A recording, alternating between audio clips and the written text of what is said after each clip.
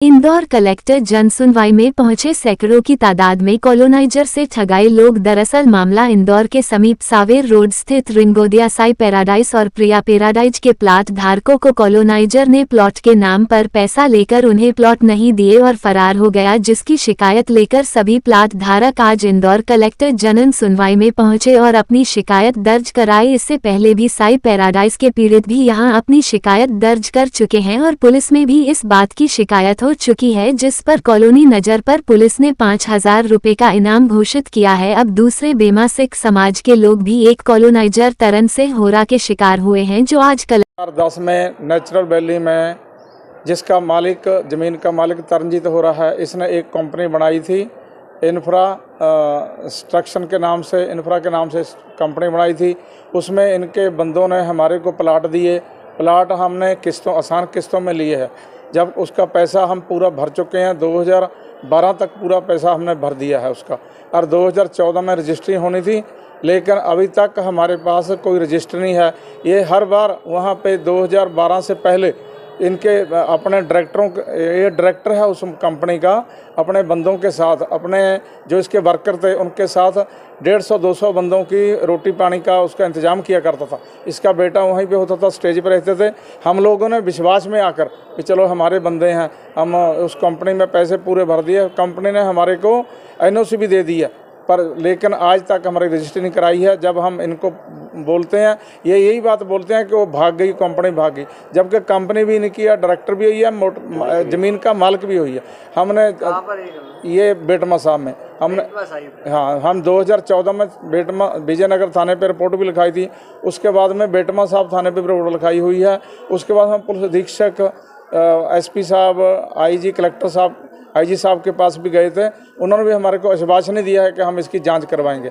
आज हम राजेंद्र रघुवंशी जी के पास भी गए हैं, उन्होंने भी यही बोला है कि हम इसकी जांच करवाएंगे। प्रदीप सोनी जी के पास भी हम गए थे, उन्होंने बोला था भी 11 दिसंबर 2024 को हम इसको बुला के बातचीत करेंगे।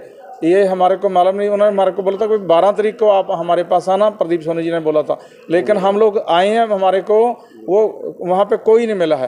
कितने लोग हैं आपके अलावा और कितने लोग हैं जो प्रभावित हैं इस चीज़ से? ये 400-500 बंदा है जो प्रभावित हैं। एक दो उसमें कुछ बंदे तो भगवान को प्यारे हो गए, ऊपर चले गए हैं, उनको डेथ हो चुकी है। क्या चाहते हैं आप? हम चाहते हैं कि देखो, जो हमारा हमने पैसे दे चुके, हमारे पास एनओसी है, हमारी रजिस्ट्री करा दी जाए, नहीं तो हमारे पैसे वापस किए जाएँ, ब्याज समेत हमारे पैसे वापस करें या रजिस्ट्री करवाएं हमारे। होरा जो है कोई राजनीतिक संरक्षण प्राप्त आदमी है या कोई बड़ा बिल्डर है? हाँ, वो ये बड़ा बिल्डर है, प्रतिष्ठित बंदा है।